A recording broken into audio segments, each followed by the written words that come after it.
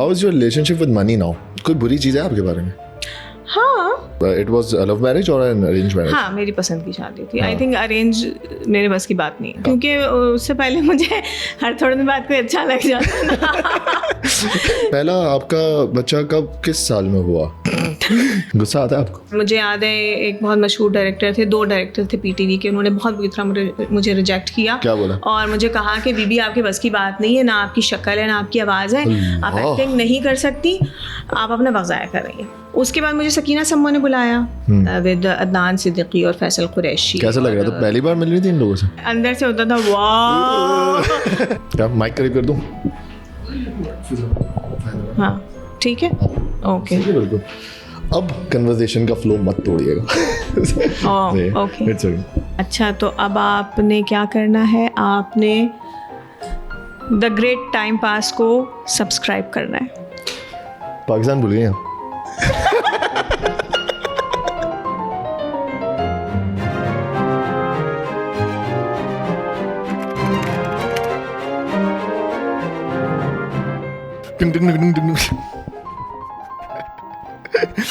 Okay भाई, आज मैं इसलिए खुश हूँ क्योंकि ये वीडियो बहुत अच्छी है, बहुत अच्छी। अगर आपने इसको मिस कर दिया तो हो सकता है कि आपके बच्चे ना हो। सही है, तो इस वीडियो को देखें, लाइक करें, शेयर करें, अपनी आपा शमीम को देखें, नंद को देखें, और great Pakistan time pass .ft.faiza Hassan। Enjoy the show.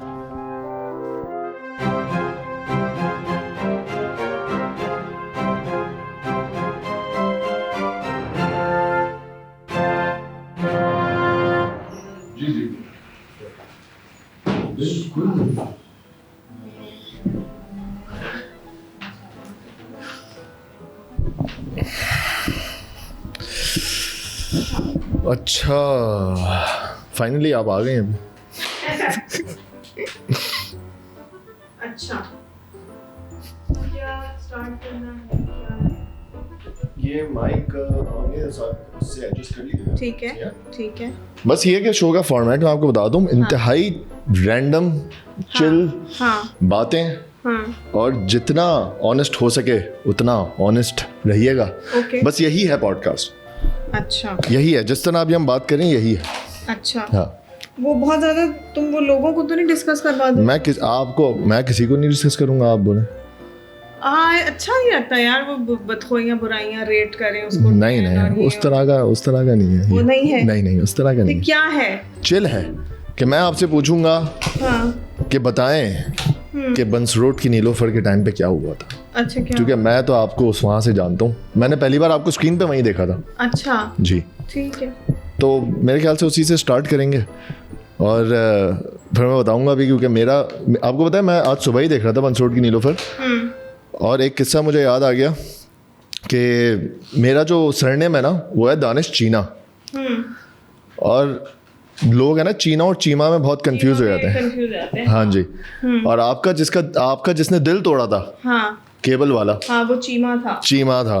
तो उस टाइम पे हमारी फैमिली में ये रनिंग जोक था कि यार नीलोफर का दिल तोड़ दिया। अच्छा, नीलोफर का दिल तोड़ दिया। और मुझे बड़ी खुशी होती थी कि यार मेरी एक अपनी आइडेंटिटी है कि भाई मैं केबल वाला हूँ। और नीलोफर का दिल तोड़ दिया। तो कैसे हुआ वो सब बताएं उसके बारे में। हाँ, स्टार्ट हुआ है। हाँ, स्टार्ट हुआ भाई, ऐसे ही है, बिल्कुल रैंडम है। अच्छा, अनफिल्टर्ड है बिल्कुल। अच्छा, चले। हाँ, नहीं तो आपको शफका चीमा नहीं पता? शफका चीमा पता है, फिर? लेकिन हमारी आइडेंटिटी वो बन गई थी ना उस टाइम पे। अच्छा, चले जी। तो क्या हुआ, किस तरह बंसरोड की नीलोफर लैंड कैसे हुआ आपके पास? Because you were very young at that time also. No नहीं, not really. I think I was 25, 26, इतनी भी यंग नहीं थी। हाँ, and how did you get the project? मैंने उससे पहले जो है वो सीरियल्स वगैरह तो काफ़ी की हुई थी। फसी बारी जो राइटर हैं उसके, और मजहर मोइन जिन्होंने डायरेक्ट किया था, उनका मैंने उससे पहले एक और लॉन्ग प्ले किया था जो कि ARY के लिए था। उसका नाम था ये कहानी नहीं। हाँ। तो वो मैंने किया था, तो उनसे एक अच्छी सलाम दुआ थी। तो देन फिर मुझे फसी और मजहर का फ़ोन आया कि हम ऐसे ऐसे ये बना रहे हैं। तो मैंने कहा ठीक है, मैंने कहा स्क्रिप्ट भिजवा दो। स्क्रिप्ट मैंने पढ़ा तो आई रियली लाइक्ड इट, और मैंने कहा ठीक है चलो कर लेते हैं। तो उस नबील से भी, जो एक्टर नबील है, उससे मेरी अच्छी सलाम दुआ थी, क्योंकि नबील के साथ भी मैंने काम किया हुआ था पहले। तो आबिद साहब से उस ज़माने में, आबिद अली के साथ मैंने वो उस 1 साल बहुत सारे प्रोजेक्ट्स किए थे, तो सबसे बड़ी अच्छी एसोसिएशन, कंफर्ट लेवल सबके साथ था। तो बस जैसे कोई प्रोजेक्ट आता है और आप उसको कर लेते हैं, बस उसी तरह किया था। एंड मुझे आज तक मुझसे बहुत ज़्यादा लोग ये सवाल करते हैं कि आपको क्या पता था कि ये ऐसा बनेगा। हाँ, मेरा नेक्स्ट सवाल यही था आपके साथ। नहीं, हम में से किसी को नहीं पता था, हम में से किसी के ख्वाबो ख्याल में भी नहीं था कि ये ऐसा हो जाएगा, और मुझे आज तक लोग उसके हवाले से जानेंगे। इवन जब वो ऑन एयर भी, मुझे याद है जब मैंने नीलोफर किया, उसकी आई थिंक कुछ 7-8 दिन की शूट थी, और उसके बाद फिर मेरे पेपर्स शुरू हो गए थे। और अच्छा, पढ़ भी रही थी उस टाइम? हाँ, मैं यूनिवर्सिटी जाती थी उस ज़माने में। तो उसके बाद मैं एक और सीरियल कर रही थी, तो मेरे डायरेक्टर थे मोहसिन मिर्ज़ा। तो मोहसिन मिर्ज़ा ने पूछा कि तुम कहाँ गायब थी? मैंने कहा मैंने ये एक टेलीफिल्म की है, क्योंकि मुझे टेलीफिल्म करने का बहुत शौक था, मुझे बहुत पसंद थी। तो मैंने कहा बड़ा अच्छा स्क्रिप्ट है, बड़ा अनयूजुअल स्क्रिप्ट है, और मुझे बड़ा मज़ा आया। बस इससे ज़्यादा हम में से किसी के ख्वाब ख्याल में नहीं था कि ये हो जाएगा। तो इम्प्रोवाइजेशन हो जाती थी आराम से, लेकिन इतना फ्रीडम था आपके पास सेट पे कि हाँ कुछ नहीं? आई थिंक ज़रूरत नहीं पड़ती। फसी बारी का स्क्रिप्ट ऐसा होता है कि आपको उसमें कुछ मज़ीद डालने की ज़रूरत नहीं। पूरा एक नुक्ता भी लगा हुआ होता है। हाँ, बहुत बहुत अच्छा लिखा हुआ होता है स्क्रिप्ट। बल्कि मज़े की बात ये है कि अब इतने साल हो गए हैं उस ड्रामे को भी, और इतने सारे मैंने स्क्रिप्ट्स किए हैं। मेरे पास वाहिद स्क्रिप्ट जो अभी तक है, दैट इज़ वंस रोड की नीलोफर, जो मैंने अपनी लाइब्रेरी में रखा हुआ है। बिकॉज हाँ, it's just very memorable for me. तो उसमें मेरे हाथ से लिखी हुई कंटिन्यूटीज और वो सब भी हैं। वो वाहिद स्क्रिप्ट है जो मेरे पास है अभी तक। एक्टर खुद कंटिन्यूटी लिख रहा है? हाँ, हम लिखते थे, हम यही करते थे। हाँ, थिएटर किया आपने कभी? हाँ, मैंने बिल्कुल थिएटर किया। कैसे? And I feel my self very lucky, और मुझे बड़ा फ़ख्र है कि मैंने एक ही थिएटर किया, और वो मैंने ज़िया मुहिद्दीन साहब का किया। अच्छा, बताएं कुछ ज़िया मुहिद्दीन का, हमें कोई नहीं बताता सब डरते हैं बताने क्यों ज़िया मुहिद्दीन साहब से। नहीं, मुझे तो खैर बहुत ज़्यादा ज़िया साहब से एक फैसिनेशन थी। क्योंकि this is just a wonderful person, और मैं उनसे कभी मिली नहीं थी। फिर मैं जिस ज़माने में कराची यूनिवर्सिटी में पढ़ती थी, तो वो एक दफ़ा आए थे एक टॉक दे, तो मैं उनसे पहली दफ़ा मिली, और मैंने उनसे ऑटोग्राफ भी लिया। And he is just very charismatic person. खैर उसके बहुत साल बाद फिर जब मैं एक ड्रामा ही कर रही थी, तो उस दौरान मुझे कॉल आई कि अकबर इस्लाम होते हैं नापा में, तो उन्होंने फ़ोन किया कि ऐसे ऐसे ज़िया साहब थिएटर कर रहे हैं और हम चाह रहे हैं कि आप करें। अच्छा। तो मैंने कहा ठीक है, तो उन्होंने कहा आप आ जाएं। तो मैंने कहा बस सही है। फिर मैं गई, और वो स्क्रिप्ट था भी आगा हशर काश्मीरी का। कैसे ऑडिशन कैसे लिया आपने? ऑडिशन दिया होगा इसके? हाँ, मैंने बिल्कुल दिया, और दे वर बिट कंसर्न अबाउट इट कि टीवी वाली है, एस्टैब्लिश्ड एक्ट्रेस है, तो कहीं बुरा ना मान जाए। तो मुझसे याद है ज़िया साहब ने कहा कि मुझे स्क्रिप्ट पढ़ के सुना दे। और आप लोग नापा में बैठे हैं अभी? हाँ, ऑफिस में, और उन्होंने कहा कि मुझे स्क्रिप्ट पढ़ के आप पढ़ लें स्क्रिप्ट, और उसके बाद मुझे आप बोल कर दिखा दें। आप अदाकारी नहीं करें, आप सिर्फ बोल के मुझे दिखा दें आप कितनी ऊंची आवाज़ में बोल सकती हैं। सही। आई सेड ओके। अच्छा, मैं बहुत ऊंचा बोल सकती हूँ, ठीक है। तो मैंने फुल आवाज़ में बोल दिया। देन ही सेड नहीं, बहुत आई एम वेरी हैप्पी, आपको तो माइक की ज़रूरत नहीं है, बहुत अच्छा है साहब, बस ठीक है। मुझे अंदर से डर था कि ज़िया साहब शायद मुझे रिजेक्ट कर दे कि टीवी वाली है। हाथ कांप रहे थे आप? और नहीं, लेकिन एक वो होता है ना कि टीवी वालों को वैसे भी जरा थिएटर वाले वो नहीं समझते। दोनों की राइवलरी भी कहीं ना कहीं है कहीं ना कहीं होती है। हाँ। तो वो था, लेकिन जैसा वाज वेरी नाइस, और बस फिर मैंने कहा ठीक है चले। देन फिर बाकी तफसीलात तय हुई। डिक्शन पे देखते हैं वो? हाँ, वो बिल्कुल देखते हैं। जे को से की तरह क्यों पढ़ा, स्वाद को वाद क्यों नहीं पढ़ा? Exactly. ऐसा होता है, क्योंकि मैं रिजेक्ट हुआ वो नापा से, आपको पता है? अच्छा। मुझे ज़िया साहब ने बोला निकल जाओ। हाँ, वो थे तो चले जाओ। हाँ। बोला तुम्हें करना क्या है लाइफ में बेटा? मैंने बोला सर साहब हमें तो आगे जाके डायरेक्टर बनना है। हाँ। बोला पहले एक्टिंग करना सीखो। मैं बोला तभी तो नापा आ रहा हूँ। बोला बेटा तुम जाओ पहले तलफ्फुज़ अपना सही करके आओ। और फिर हमने सोचा कि हम वापस जाएंगे, लेकिन फिर हालात ऐसे हो गए कि वो फिर जो है वो दुनिया से चले गए। लेकिन he was a very remarkable man. हाँ, बहुत कम लोग होते हैं ऐसे। और मैं अब जब नापा वालों को देखती हूँ जो टीवी में काम कर रहे होते हैं, मेरे साथ भी बहुत सारे एक्टर्स कर रहे होते हैं, तो मुझे बहुत खुशी होती है कि देखिए एक शख्स ने एक इदारा बनाया और उस इदारे से he was quite a visionary, and definitely Parvez Musharraf ने भी उनको सपोर्ट किया और पूरा सब उनको सेटअप करने में हेल्प की। तो आप देखें ना, एक इदारे से कितना फ़र्क पड़ा इंडस्ट्री को। आजकल जो बहुत अच्छे एक्टर्स हैं वो काफ़ी सारे नापा से आए हुए हैं। बिल्कुल। तो आई विश के और इदारे भी इस तरह यानी हमारे पास अगर हों तो इससे फ़र्क तो पड़ता है। It's a very good thing you have, ये इतनी अच्छी मेमोरी है आपकी। Kind of jealous of you क्योंकि मैं सिर्फ 5 मिनट के लिए ज़िया मुहिद्दीन साहब से मिला हूँ। अच्छा। और उसमें भी उन्होंने मुझे डांटा है। उसमें बोला निकल जाओ। मुझे इतना अच्छा लग रहा था कि यार बाहर निकला, दोस्तों ने बोला क्या हुआ, मैं खुश था बहुत। क्या हुआ ना, ज़िया मुहिद्दीन साहब ने बोला है जाओ यहाँ से। यूके आपका आना जाना काफ़ी रहता है। What business do you have in UK? Do you live there? नहीं, मैं काफ़ी अर्से रही, तकरीबन कोई 8 साल, क्योंकि जो है वो मेरे हस्बैंड का कुछ काम था वहाँ, तो वो मुझे फैमिली के साथ वहाँ जाना पड़ा। तो फिर मैं उस दौरान मैं आती जाती रहती थी और यहाँ आके काम करती थी। काम ने मुझे छोड़ा नहीं यहाँ, तो मैं आके काम करके चली जाती थी। फिर अभी कोई तकरीबन 1.5-2 साल पहले मैं वापस पाकिस्तान मुस्तकिल तौर पे शिफ्ट हो गई। Okay so you still do you have any family there or do you have any work there? या मतलब आपने एक्टिंग का कोर्स भी किया है वहाँ से यूके से? What why? आप ऑलरेडी इतनी नरिश्ड एक्टर थी उस टाइम पे। नहीं, मेरे ख्याल में करना चाहिए। मुझे लगता है मुझे एक अपने अंदर वो होती है, ज़रा कमी महसूस होती है कि मैं ट्रेंड एक्टर नहीं हूँ। बट आपकी तारीफ तो ट्रेंड एक्टर भी कर रहे हैं। कौन कर रहा है? ज़िया साहब ने बोला तो होगा। आप बोला तो होगा आपको। वाह फायजा। नहीं, लेकिन मुझे ये लगता है कि देखिए एक्टिंग जो है वो वही, जैसे गाना जो है वो या तो आप गा सकते हैं नहीं गा सकते, इसलिए इसी तरह आई थिंक एक्टिंग भी आप कर सकते हैं नहीं कर सकते। लेकिन जब आप चीज़ें टेक्निकली सीखते हैं तो बहुत सी चीज़ों में एक वो आ जाता है, निखार आ जाता है। तो आई थिंक एक्टिंग सीखने से टेक्निकली बहुत सी चीज़ें आप में बहुत इम्प्रूव हो जाती हैं। कब आपको लगा कि यार अब मुझे एक्टिंग करनी है भाई? कैसा था वो? मुझे पूरा मोमेंट चाहिए कि आपने सोचा क्या, और उसके फॉलोअप सवाल मैं करूँगा कि घर वालों ने क्या बोला, क्या हुआ, लेकिन वो आपकी सेल्फ रियलाइजेशन कब थी कि यार सब कुछ सही है लेकिन एक्टर बनना है? नहीं, मुझे एक्टर एक्चुअली नहीं बनना था। Actually I don't no actor बनना था या नहीं था। आई वाज इन कॉलेज और बस वो कुछ करना होता है ना कि कुछ पैसे आ जाएं। तो वो था। फिर मेरे साथ मेरे क्लास फेलो थे, तो उन्होंने कहा कि वो फोटोग्राफर थे, शौक किया, तो उन्होंने कहा कि मैं तुम्हारी तस्वीरें खींच लूँ। मैंने कहा हाँ चलो। तो वो पार्लर से मेकअप करा लिया और तस्वीरें खिंच गई। एंड देन मेरी वो तस्वीरें एक एडवर्टाइजिंग एजेंसी में दी।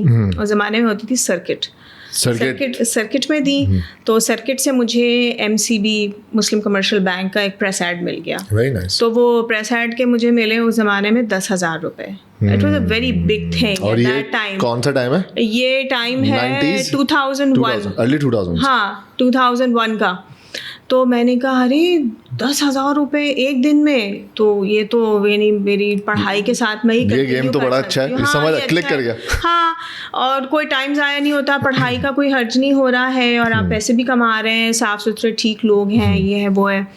तो बस फिर इस तरह होते होते मैंने कमर्शियल्स शुरू किया। देन आई रियलाइज़ कि मुझे तो एक्टिंग में बहुत दिल है। क्योंकि मैं हमेशा से फिल्में ड्रामे बहुत देखती थी। कौन सी आपकी फेवरेट फिल्म थी? 2 मिनट के लिए कट करेंगे यहाँ पे। कौन सी फिल्में आप देखती थी? मुझे देखना है, मुझे बैकग्राउंड जानना है। इंग्लिश, इंडियन, पाकिस्तानी सारी मैं देखती हूँ। हाँ, अभी भी मैं बहुत ज़्यादा फिल्में देखती हूँ ड्रामे।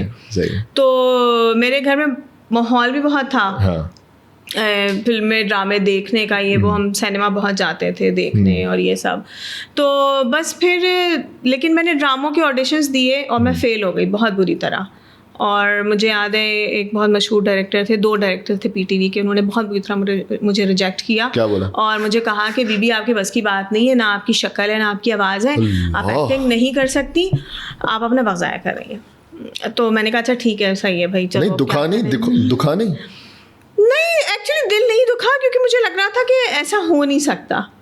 लेकिन मेरा ख्याल था कि मैं थोड़ी खूबसूरत हूँ तो ये ऐसे कैसे मुझे मना कर देगा, ठीक है अच्छा एक्टिंग नहीं हो रही कोई बात नहीं मैं इश्तिहार कर लेती हूँ। कॉन्फिडेंट हो आप? तो फिर मैं, क्योंकि मुझे इश्तिहार मिलने लगे थे, सबसे बड़ा मुझे ब्रेक आयशा जलील ने दिया था। सही। तो बस इश्तिहार मिलने लगे तो मैंने कहा इसका मतलब है इतने बुरे हालात तो नहीं है कि मैं स्क्रीन पे आ नहीं सकती। तो फिर मैं इश्तिहार करती रही। फिर मैंने एक and then I did Sunsilk और Tapal and I got very good brands. तो मैंने कहा इसका मतलब है ठीक है मैं इस काम की तो हूँ, हो सकता है एक्टिंग ना कर पाती हूँ। Then I got a music video, I think आप शायद उस टाइम पे शायद पैदा भी ना हुए हो। I am 98। हाँ नहीं फिर जब आप 2001 में 3 साल का था। रहीम शाह की मैंने एक वीडियो की थी कभी पायल बाजे छन। तो वो उसके बाद फिर मुझे जो है वो ड्रामे की ऑफर आई अच्छे लेवल की। उससे पहले मैंने 1-2 छोटे मोटे एक सीन के ड्रामे किए थे। सही। तो बट आई रियलाइज कि मुझे ये एक सीन वाले ड्रामे नहीं करने हैं, मुझे ये था कि नहीं मैंने तो कुछ बड़ा करना है। हाँ ये मुझे था, लेकिन ये कि मुझे मौका नहीं मिल रहा था। So I am very thankful to all the, उस ज़माने में जो ख़वातीन थी उन्होंने मुझे बड़े ब्रेक दिए। बहुत सारे पहले लेडी डायरेक्टर्स भी थे। अब मेरे ख्याल से थोड़े कम हो गए। आई थिंक शायद अगर वो जो ख़वातीन डायरेक्टर्स थी वो मुझे वो चांस ना देती बड़े कैरेक्टर्स का, तो शायद मैं इतना अच्छा ना कर पाती, क्योंकि मुझे जो आदमी डायरेक्टर्स थे उन्होंने तो बिल्कुल रिजेक्ट कर दिया था। मगर खैर बहुत अच्छा रोल मुझे शाहिद इकबाल पाशा पीटीवी के थे, उन्होंने ही मुझे सबसे पहले बहुत बड़ा ब्रेक दिया था पीटीवी की सीरियल का, उसका नाम था साहिल की तमन्ना। सही। उसके बाद मुझे सकीना सम्मो ने बुलाया, that was my biggest break with Adnan Siddiqui और फैसल कुरैशी। कैसा लग रहा था? पहली बार मिल रही थी इन लोगों से? हाँ। So, वो तो एक बिल्कुल एक जैसे था ना, यानी मैं जाहिर नहीं करती थी और मैं खामोश बैठी रहती थी, मगर अंदर से होता था वाह। हाँ यही होता था कि यार ये तो मेरी औकात नहीं थी और मैं इनके ऑपोजिट आ रही हूँ। आपने ये नहीं सोचा यार ये तो रियल में भी इतना ही खूबसूरत है? ये आपके ख्यालात हैं उस टाइम पे काफी, नहीं वो अभी भी स्टिल वेरी चार्मिंग। हाँ लेकिन आई थिंक जब आप किसी के साथ काम कर रहे होते हैं तो आप एटलीस्ट मैं उसकी इतनी खूबसूरती नहीं देख। कभी ये एंजाइटी हुई कि आप काम मिलना शायद बंद हो जाए? हाँ। या अब ना मिले, कभी वो एंजाइटी होती है आर्टिस्ट को? अब मेरे ख्याल में ज़्यादा होती है, because you have to work more also and there is a lot of work also in the market. I think जब मैं कर रही थी काम तो उस वक्त बहुत ज़्यादा काम था भी नहीं, और मेरी काइंड ऑफ करियर था भी एक्टिंग और काइंड ऑफ नहीं भी था, क्योंकि मैं पढ़ाई कर रही होती थी तो मुझे यूनिवर्सिटी भी जाना होता था, तो फिर मुझे टाइम निकाल के जो प्रोजेक्ट मेरे उसमें आ रहा होता था टाइम पे और वो मैं कर पाती थी। आई थिंक अब जो जनरेशन है वो ज़्यादा फोकस्ड है about career. I was not, it was not my priority. It happened ऐसे ही, मतलब आप लगी हुई थी but it happened also, you were lucky. I think I was just very lucky. हाँ आजकल मुझे लगता है कि डू यू थिंक हाउ, मतलब एक दुनिया तो ड्रामों में चल रही है, स्क्रीन्स पे चल रही है, एक छोटी सी स्क्रीन है उस पर भी आपको अप टू डेट रहना पड़ता है, वहाँ से भी ब्रांड वर्क तो काफ़ी आता है, यू नो। हाँ मैं उसका हिस्सा हूँ नहीं है, सच नहीं है मैं हूँ खैर सोशल मीडिया पे तो मैं सब जगहों पे, लेकिन ये कि मुझे वो जो होता है वो क्या ब्रांड एंडोर्समेंट और सब शाउट आउट्स और वो सब वो मैं नहीं करती, और अगर कुछ करना पड़ जाए तो वो फ्री में जैसे दोस्तों का कुछ प्रमोट कर दिया तो कर दिया, वरना नहीं। बिकॉज आई अभी तक मेरे ख्याल में मुझ में वो क्या कहें वो अवेकनिंग नहीं हुई है। Let's say that. सही है। हाँ। सही है। क्या माइक करीब कर दूं? हाँ ठीक है ओके बिल्कुल। अब कन्वर्सेशन का फ्लो मत तोड़िएगा। Okay it's okay. अब ठीक है? हाँ बिल्कुल सही है, सही है, सही है। अब आप पीछे के भी बैठ सकती हैं फायदा मैम, जैसे किसी तरीके से भी बैठ सकती हैं। चाय वगैरह भी है आपके लिए अगर आप पीना चाहें। सही। हाँ क्या यंगर लॉट से आप सीखती भी हैं एंड देन व्हाट, वो आपसे आके बोलते हैं यार फायदा मैम बताएं यार आपने तो इतना काम किया है, टिप्स लेते हैं आपसे कोई? नहीं, कोई टिप्स नहीं लेता और ना मैं देना चाहती हूँ, बिकॉज आई थिंक वो खुद ही बड़े सॉर्टेड होते हैं। अच्छा। जब भी तो वो आए होते हैं इस फील्ड में तो उनको बहुत पता होता है। तो आई थिंक बताने की भी ज़रूरत नहीं होती है और ना बताना चाहिए मेरे ख्याल में, अनलेस कोई पूछ रहा हो। अभी तक तो मुझसे किसी ने पूछा नहीं, शायद मैं इतनी कॉम्पिटेंट नहीं हूँ। तो वो पूछते भी नहीं है और मैं बताती भी नहीं हूँ, मुझे क्या पड़ी है। गुस्सा आता है आपको? किस बात पे? रैंडमली आपका गुस्सा है कैसा? आपको क्या लगता है? You have worked with me. सख्त है थोड़ा, मुझे लगता है थोड़ा सा, मुझे लगता है कि अच्छा चले आप बताएं, आपकी क्या असेसमेंट है? हमने कितने दिन इकट्ठा काम किया है? कोई 8 दिन? हाँ 8-10 दिन हमने काम किया है। तो आपकी क्या, आप बताएं। मैं आपको बताता हूँ मेरा सेट का जो एक्सपीरियंस था आपके साथ, नाबालिग अफराद में हमने, मैं एडी था, आप जो है वो एक्ट्रेस थी, सही है। तो मेरे लिए तो था कि ये तो मैं तो केबल वाला बनना चाह रहा था वहाँ पे। मेरे लिए तो वो नीलोफर थी, सही ना। लेकिन फिर मुझे हुआ कि नहीं, she is a very professional actress. क्योंकि मैं तो आपके साथ एक पिक्चर भी नहीं ले पाया क्योंकि मुझे थोड़ा सा वो हो रहा था कि यार हाथ कांप रहे थे मेरे। But you are very professional, मैंने ये चीज़ देखी है, यू आर वेरी प्रोफेशनल।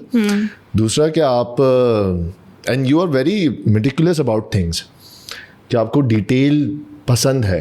कि अगर आपके पास, जैसे you are the only actress उस ग्रुप में, उस बंच में, जिसने मुझे बोलती थी मुझे स्क्रिप्ट भेज दो, मुझे ये कर दो। बाकी सब बोलते थे, हम भेजते थे उनको, आप मांगती थी। तो वो एक डिफरेंस था मुझे लगता है। And also I remember there was this incident कि आपका आँख में, हाँ, तो वो मेरे सेट के पर्सपेक्टिव से मुझे तो, क्योंकि एडी था तो फिल्म की बड़ी टेंशन हो रही थी। What happened there?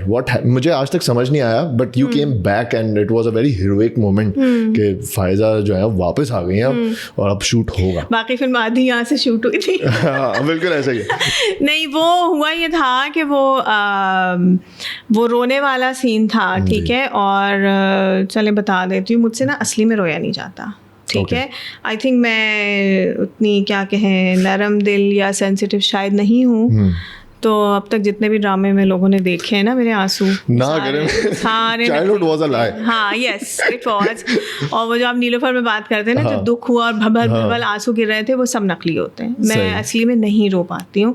यानी मुझसे ना वो सिचुएशन, मैंने बहुत से एक्टरों को देखा है जो बहुत आराम से सिचुएशन के अंदर जाकर असली आंसू ले आते हैं। और मुझे ना ये एक अपने अंदर बड़ी कमी महसूस होती है आज तक, मैं वो नहीं कर पाती। सो मैंने बहुत प्रैक्टिस की हुई है कि आवाज़ कैसे चेंज करनी है और क्या क्या करना है। And I have some tricks कि मैं किस तरह असली बना लूँ उस चीज़ को, लेकिन मैं असली में कर नहीं पाती हूँ। असली मेरे आंसू नहीं आ पाते हैं। तो उसमें भी सीन था जब वो बच्चे गिरफ्तार हो जाते हैं और पुलिस आ जाती है, ये सब ना, तो पूरा वो ड्रामा था और रोना था, वो सब था। तो वो उसमें फिर मुझे आँख में वो डालना था ग्लिसरीन। हाँ, I don't use glycerine, I use Tiger Balm, ठीक है। It's a very old trick जो कि मुझे अदनान सिद्दीकी ने बताया। ओल्ड स्कूल एक्टर्स की बात अलग होती है, पता है। ग्लिसरीन हम यूज नहीं करते भाई, टाइगर बाम लाओ। तो वो टाइगर बाम का फायदा ही होता है कि उसमें ना आपकी आवाज़ भी चेंज हो जाती है, आपकी नाक भी बहने लगती है, तो पूरा एक वो आप पे ना वो रोना तारी हो जाता है, ठीक है। तो वो टाइगर बाम लगाया, वो पहला शॉट तो हो गया। जब क्लोज की बारी आई ना, तो वो आंसू नजर नहीं आ रहे थे क्योंकि मैंने उस जमाने में फेक लैशेस लगाई हुई थी। And I remember Nabeel Qureshi was extremely upset and he did not like those fake lashes and I said, he didn't say anything, no? हाँ, लेकिन मुझे पता था he said ये उतर नहीं सकती। मैंने कहा नहीं, ये तो permanent lashes हैं, ये नहीं उतर सकती हम। तो he said अच्छा ठीक है चलो। तो वो कुछ आंसू उन लैशेस की वजह से ना इतने क्लोज में नज़र नहीं आ रहे थे। और वो इतने ढेर सारे लोग थे, याद है उस सीन में, पुलिस वाला, ये वो बच्चे, सब फुल कास्ट थी। तो वो जल्दी के चक्कर में मैंने कहा वो पानी के कतरे में डाल लेती हूँ। पानी के कतरों के बजाय वो मुझे कुछ रोज वाटर दे दिया गया जल्दी में। तो वो जो मैंने जल्दी से डाल के, अच्छा होता है कि आप आँख में वो डाल लेते हैं और फिर जब आप यूं होते हैं तो वो प्रुक प्रुक गिर जाते हैं, ठीक है, और वो हो जाता है। तो वो हो रहा था। तो आई थिंक उससे मुझे एक आँख में कुछ उस रोज वाटर की वजह से कुछ रिएक्शन हो गया। शॉट तो मैंने करा दिया, शॉट हो गया, सब हो गया। उसके बाद उस आँख को मैं खोल नहीं पा रही थी। तो मैंने फिर फिज़ा अली मिर्ज़ा जो प्रोड्यूसर थी, मैंने कहा कुछ हो गया है, मुझे वैनिटी में जाना है। तो फिज़ा वाज जस्ट वेरी नाइस, वो मेरा हाथ पकड़ के मुझे ले गई। जाके वैनिटी में देखा तो वो आँख मेरी खुली नहीं पा रही थी। Then she was just very nice. फ़ौरन उन्होंने अपनी गाड़ी निकाली क्योंकि हम गार्डन में शूट कर रहे थे, गार्डन के इलाके में. तो फिर वहाँ से वो आई हॉस्पिटल, हाशमानी आई हॉस्पिटल, हाँ वहाँ ले गई, दिखाया विखाया. डॉक्टर ने ये थे मतलब इलाज तो होता रहेगा लेकिन पहले सेल्फी चाहिए. नहीं, वो डॉक्टर ने कहा कि ये he was really after my doctor was really after my lashes. He said ये उतर नहीं सकती. मैंने कहा नहीं, ये तो मुस्तकिल सबको इसी से क्यों मसला है? लैशेस से मेरी मसला था. खैर वो फिर डॉक्टर ने कहा कि ये तो बाहर जो आँख का बाहर का हिस्सा होता है, स्किन, वो डैमेज हुई है. तो मैंने कहा डॉक्टर साहब, देन नेक्स्ट क्वेश्चन वाज कि डॉक्टर साहब मैं अंधी तो नहीं हो जाऊँगी? सर नहीं, आप अंधी नहीं होंगी, लेकिन ये कि आपको रेस्ट करने की ज़रूरत है क्योंकि कोई कुछ रिएक्शन हुआ है. तो आँख ने रिएक्शन दे दिया है स्किन ने. आई सेड ओके. खैर वो उसने फिर कुछ ठीक कर दिया. देन फिर वो मेरा कैंसिल हो गया वो दिन. नेक्स्ट डे फिर कैंसिल हुआ. यू केम बैक, मुझे याद है आप वापस आई थी. वापस आई, मैंने वो करवाया शॉर्ट के हाफ. फिर नबील ने कहा कि हम इधर से कर लेते हैं. मैंने कहा ठीक है, तो वो हो गया. उसके बाद फिर मैं गई, फिर पूरी रात मैंने तकलीफ में गुजारी. अगले दिन फिर मैं दोबारा डॉक्टर के पास गई, फिर उसने ट्रीटमेंट की. फिर वो एक दिन का ब्रेक आ गया. उससे अगले दिन जब हुआ तो मैं आ तो गई, करा तो दिया, लेकिन ये कि मेरी आँख पे ना बहुत ज़्यादा स्वेलिंग हो गई थी. तो वो फुल फेस दिखाने के काबिल नहीं था. तो वो मुझे याद है कि फिर नबील ने कहा नहीं कोई बात नहीं. मैंने कहा मैं दिन कम थे, फिल्म रिलीज़ होना थी. मैंने कहा जस्ट टेल मी क्या करूं. ही सेड कि नहीं मैं तुम्हें ऐसे शूट कर लूँगा कि पता नहीं चलेगा. मैंने कहा ठीक है. मैं then I was just very, मैं शर्मिंदा भी थी कि क्या हो गया, बिकॉज आप एक दिल से एक काम कर रहे होते हैं ना, और वो चीज़ ख़राब हो जाए तो बड़ा अफसोस होता है. बट खैर बहरहाल वो हमने शूट कर लिया था और वो स्वेलिंग काफ़ी हद तक कम हो गई थी. तो जो लास्ट सीन था थाने में जो बच्चे छुड़ाते हैं, उस वक्त तक आंखें मेरी बराबर हो गई थी. और उस पर नबील भाई ने क्लोज भी लिया है पूरा. तो वो खुल के उस वक्त तक ठीक हो गया था. कैसा लगा था पहली बार जब नबील भाई का या फिजा मैम का फ़ोन आया होगा आपको कि भाई फ़ायदा आप बात करिए, हेलो? नहीं, Are you there? I was in England at that time. और मुझे कॉल नहीं मिल रही होगी, इंटरनेशनल नंबर में मिला. नहीं, मुझे मैसेंजर पे इनबॉक्स में एक मैसेज आया कि मैं सो एंड सो हूँ और मुझे आपका नंबर चाहिए. तो मैं फ़ौरन नबील कुरैशी की प्रोफाइल पे गई कि कहीं अकाउंट हैक तो नहीं हो गया और मेरा नंबर मांग रहा है. तो खैर मैं सबा हूँ, तो मैंने 100 रुपये का बैलेंस डाल दें. तो मैंने देखा तो मैंने कहा नहीं, इस आदमी का अकाउंट हैक हुआ तो नहीं लग रहा है. नंबर दे देते हैं और अगर बदतमीज़ी की फ़ोन करके तो कर देंगे दिमाग ठीक. हाँ, कराची की तो है ना अब. तो ये तो दिखता है. तो खैर ऐसा कुछ भी नहीं था. और वो देन नबील अप्रोच मी और तो वो बस फिर उसके बाद नबील और फिज़ा ने मुझे बताया कि वो इंग्लैंड विज़िट कर रहे हैं तो मुलाकात रख लेंगे. फिर आई रिमेंबर हम लंदन में हमने मुलाकात की. फिर नबील ने मुझे स्टोरी बताई. वहीं बैठे बैठे कहाँ पे ये माहौल बताएं किस तरह, क्योंकि ये अब प्रॉपर नरेशन आई है. एक डायरेक्टर आपको प्रॉपर नरेशन आप दे रहे हैं क्योंकि उसमें बहुत मेन रोल था आपका. तो ये क्या हो रहा था लंदन में उस नहीं, उससे पहले एक्चुअली हुआ ये था कि जब नबील से बातचीत सब हो गई थी तो नबील ने कहा कि मुझे आपकी एक्टिंग में तो कोई शक नहीं है, कोई वो नहीं है, लेकिन आई डोंट नो आपकी पंजाबी कैसी है. और वाकई में मुझे पंजाबी नहीं आती. तो आई सेड कि आप ऐसा करें कि आप मुझे स्क्रिप्ट भिजवा दें और मैं आपको उसकी वीडियो बना के ऑडिशन के तौर पे मैं आपको दे देती हूँ. तो नबील ने कहा ठीक है. अच्छा, मुझे if the project is good और डायरेक्टर इज़ गुड तो मुझे कोई ऑडिशन देने में कोई एतराज़ नहीं होता. मेरे वो ईगो के मसले नहीं है कि मुझसे ऑडिशन मांग रहा है, वो सब नहीं है. तो मैंने फिर वो 2 सीन्स आए मुझे और फिर मैंने उनको पंजाबी में कन्वर्ट किया अपने हस्बैंड के साथ बैठ के, बिकॉज मेरे मियाँ को पंजाबी आती है, मुझे बिल्कुल नहीं आती. Then I rehearse them in front of him. मेरे मियाँ ने मेरी पंजाबी ठीक कराई अपने हिसाब से, ऑल्दो उनकी अपनी भी कोई इतनी सुहानी नहीं थी, लेकिन स्टिल खैर मुझसे तो बेहतर ही थी. मेरे तो बिल्कुल बस की बात नहीं है. तो वो फिर मैंने वो रिकॉर्ड करके और वीडियोस मैंने नबील को भिजवा दिए व्हाट्सएप के ज़रिए.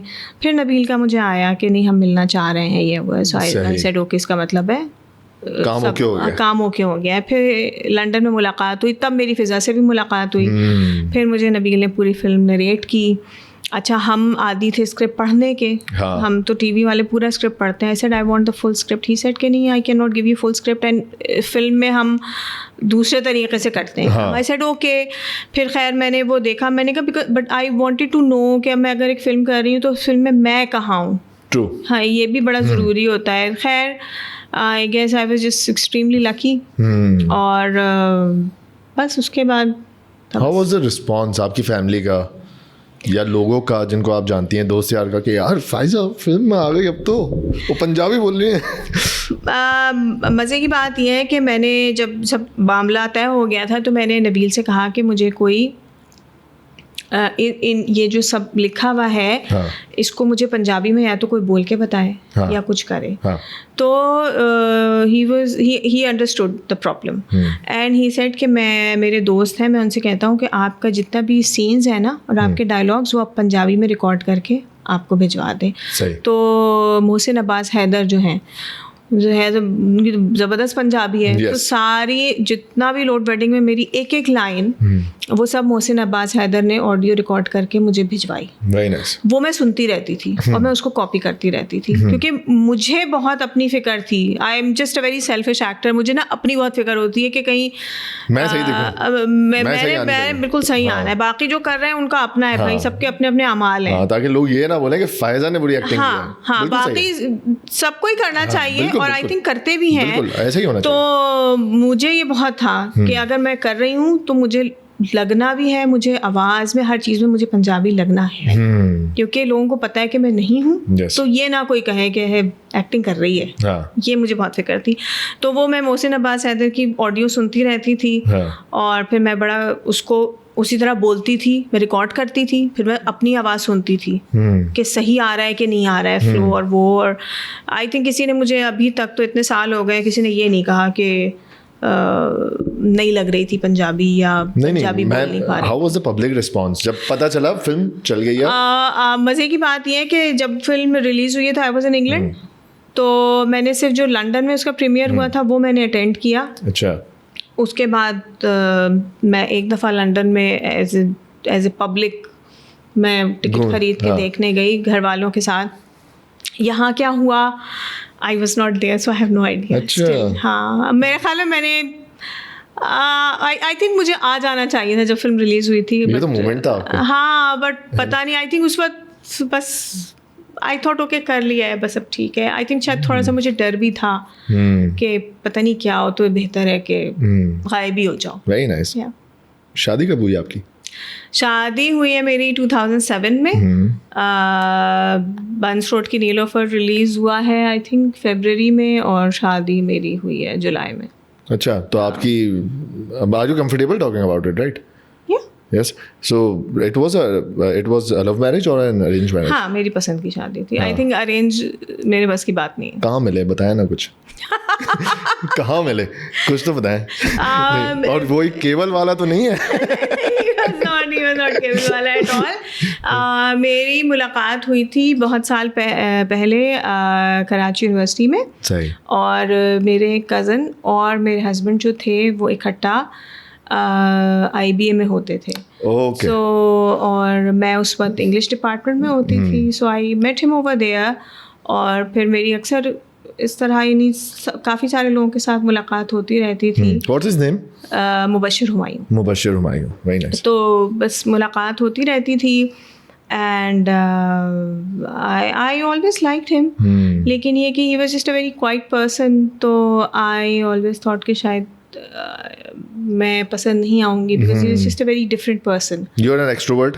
तो not really. No, not really. और वो प्रॉपर इंट्रोवर्ट है? हाँ, वो भी। तो इसी चक्कर में कोई तकरीबन 3 साल तक हम बस जैसे कॉमन फ्रेंड्स में मुलाकात होती रहती है, वो होती रही। And I was just busy with पढ़ाई and work and all that, और वो वक्तन फवक्तन मुलाकात होती थी, मगर कोई 1-to-1 बातचीत भी कभी नहीं होती थी। इस तरह का कुछ नहीं होता था। जैसे बहुत सारे लोग खाने पे चले गए, बहुत सारे लोग फिल्म देखने चले गए, तो उसमें ये भी होते थे, मैं भी होती थी, तो बस सलाम दुआ बातचीत बस। लेकिन दिल में तो हो रहा है ना। I really liked him, and then I was not sure about myself, क्योंकि उससे पहले मुझे हर थोड़े दिन बाद कोई अच्छा लग जाता तो I was not sure about my feelings. तो मुझे याद है जब मैंने अपनी अम्मी को बताया भी, तो अम्मी कहा कि अपने आप को थोड़ा टाइम दो, तुम्हें तो हर 3 महीने बाद कोई अच्छा लग जाता है। वेरी सपोर्टिव, वेरी इंटेलेक्चुअल अम्मा, सही एडवाइस दी उन्होंने।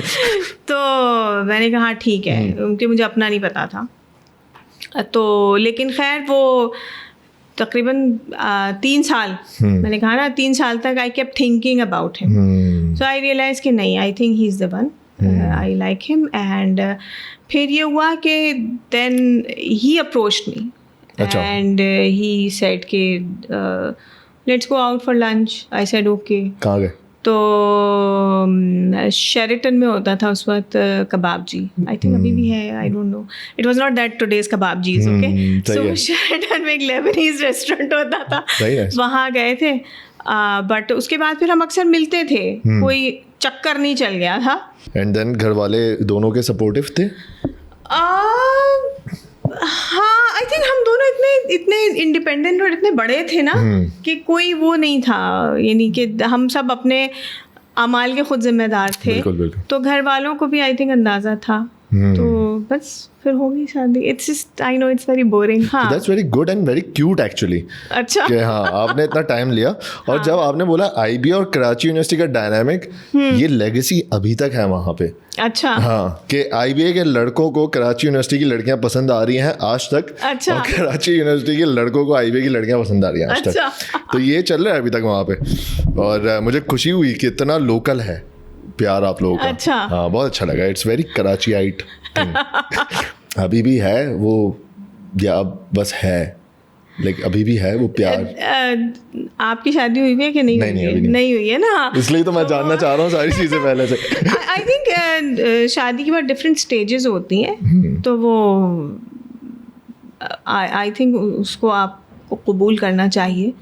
तो जो जाहिर सी बात, जब आपका अफेयर चल रहा होता है, जब आप डेट कर रहे होते हैं, तब एक और चीज़ होती है. शादी के बाद एक फेज़ और होता है, कोई 4-5 साल वाला. उसके बाद कुछ और होता है, फिर बच्चे अगर हो जाएं, फिर आप उन्हें बड़ा कर रहे होते हैं.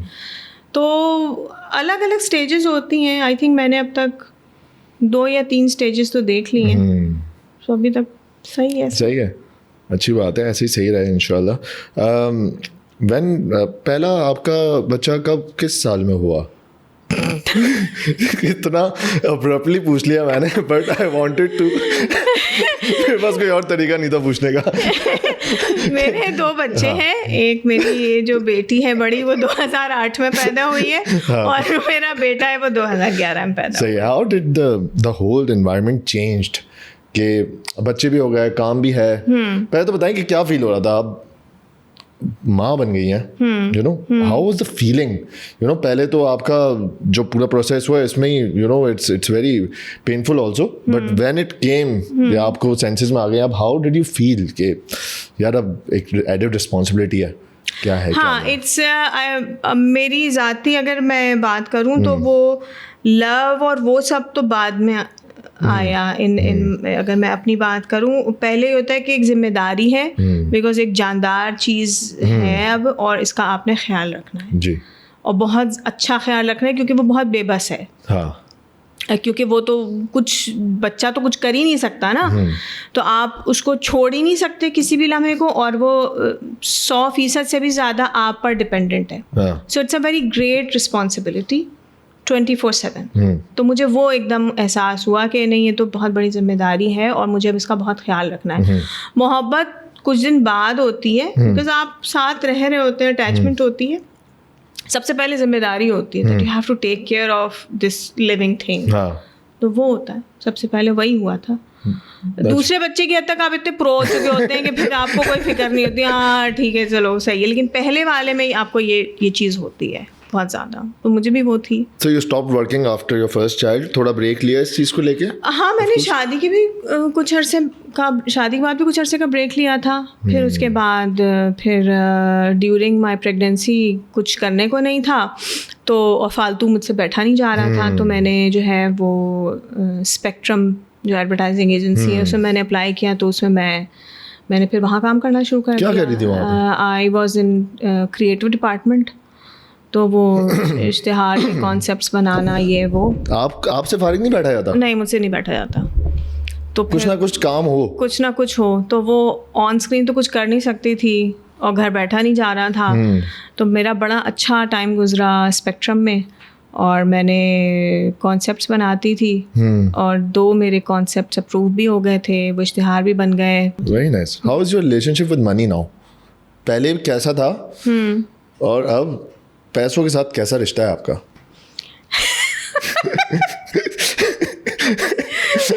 पैसों के साथ मेरा हमेशा से बहुत अच्छा रिश्ता है। कैसा है? मैं पैसों से बहुत मोहब्बत करती हूँ और पैसे मुझसे बहुत मोहब्बत करते हैं। Very nice. फायदा मैम, अगर आप एक्टर ना होती तो आप स्पेक्ट्रम में इश्तिहार लिख रही होती?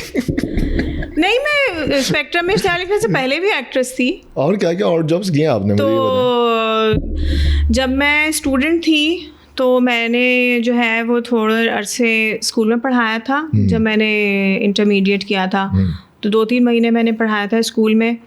फिर उसके बाद मैंने जो है वो KFC में अप्लाई किया था। I love KFC। तो मैंने KFC में अप्लाई किया था, लेकिन नौकरी नहीं कर पाई थी मैं। तो उसके अलावा फिर मैंने जो है वो फ्लाइट अटेंडेंट की ट्रेनिंग ली थी।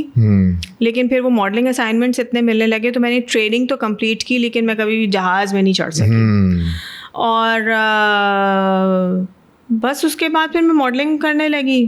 तो बस फिर मॉडलिंग, फिर एक्टिंग, फिर वो हो गया। बट आई रिमेंबर मैं और मेरी बहन, we are not very polite ladies, और कभी थे भी नहीं। तो मुझे याद है कि हमारी अम्मी हमें अक्सर कहती थी कि तुम दोनों जो हो ना, वो मेरी बहन डॉक्टर हैं, तो वो कहती थी कि, और मैंने उस वक्त तक आई थिंक पहला अपना मास्टर्स कर लिया था, तो मेरी अम्मी ने कहा था कि जो तुम लोगों की हरकतें और टेम्परामेंट है, तुम लोगों को चाहिए कि तुम पुलिस में चले जाओ। Always ready to pick fight and very angry, very aggressive. ये क्या बात हुई? तो हमारी अम्मी का ख्याल था कि हमें चाहिए कि हम पुलिस में चले जाएं बिकॉज घर में तंग हो रहे हैं वो लोग। आई थिंक हम लोग जरा वो फड्डेबाज से थे जरा। हाँ। ये बहुत मुल्क के लिए सोचा आपकी अम्मी ने। तो वो तंग आ जाती थी समटाइम्स, इतना पुलिस में चले जाओ, जस्ट वेरी एग्रेसिव। तो आपकी अम्मा मुझे लग रही है कि फुल वो जवाब उनको सही टिका के जवाब देती होंगी वो किसी बातों के। बस ऐसे ही था। Very nice, very nice. अपने बारे में ऑनेस्टली कोई ऐसी बात बताएं जो कि आप, कोई बुरी चीज़ है आपके बारे में? हाँ। क्या है? मैं जो हूँ वो एक्सरसाइज नहीं कर पाती, कंसिस्टेंट नहीं हूँ इस चीज़ में, और मैं गुस्सा भी आ जाता है और फिर दिमाग भी ठीक कर देती हूँ, और आई am not that friendly, I think I am not that social. और क्या है? आपको अपने आप में रहना पसंद है ज़्यादातर? हाँ, और जो मुझे जैसे मुझे सोशलाइजिंग ज़्यादा पसंद नहीं है। तो आई थिंक एक शोबिज़ में ज़्यादातर लोग बहुत सोशल होते हैं और होना भी चाहिए, and unfortunately I am not. Energy आपकी अब हो गई है, ख़त्म करना चाहिए हमें interview. It's up to you. आप बताएं। इट्स अप टू कर दें, अगर आप अपना ऑनेस्ट ओपिनियन हमें दे सकती हैं, सही है, वो हमारा मास्टर लगा हुआ है। आप हमें बताएंगी कि आपको मज़ा आया, बुरा लगा, अच्छा नहीं लगा, दानिश बिल्कुल ही घटिया आदमी है, कैसा है, उसमें आप देख के बता सकती हैं। नहीं, घटिया तो नहीं है। नहीं, आई थिंक हमारी बड़ी अच्छी बातचीत रही है, और आई डोंट नो आपको कुछ मसालेदार मिला या नहीं मिला। नहीं, हमें मसालेदार है नहीं, हमारा मोटिव यही था फैज़ा मैम के हमें है ना एक्ट्रेस फ़ायदा से नहीं मिलना था। So it has to be unfiltered. क्या आप आए, तो इसलिए मैंने आपसे पर्सनल लाइफ के बारे में भी सवाल पूछे, एंड इट्स वेरी गुड। मुझे इस तरह की conversation, it has to be a very heartfelt warm conversation, तो वो मोटिव था हमारा। अब आप उसमें से देख के बता सकती हैं कि आपको क्या फीडबैक दे सकती हैं आप हमें, कि क्या लगा आपको, कि कैसा ही घटिया आदमी है या अच्छा है, ये भी बोल सकती हैं। नए लोगों के साथ मिलना, काम करना, बातचीत करना मुझे बड़ा मज़ा आता है। So I really enjoyed talking to you. Thank you. और एंड में बस ये बोल देंगे, ग्रेट पाकिस्तान टाइम पास को सब्सक्राइब करें। बस ये बोल दें क्योंकि शो का नाम नया है तो हमें भी सही से याद नहीं है, इसलिए हमने पीछे देखा। ग्रेट पाकिस्तान टाइम पास को सब्सक्राइब करें। अच्छा, तो अब आपने क्या करना है, आपने द ग्रेट टाइम पास को सब्सक्राइब करना है। पाकिस्तान भूल गए हैं।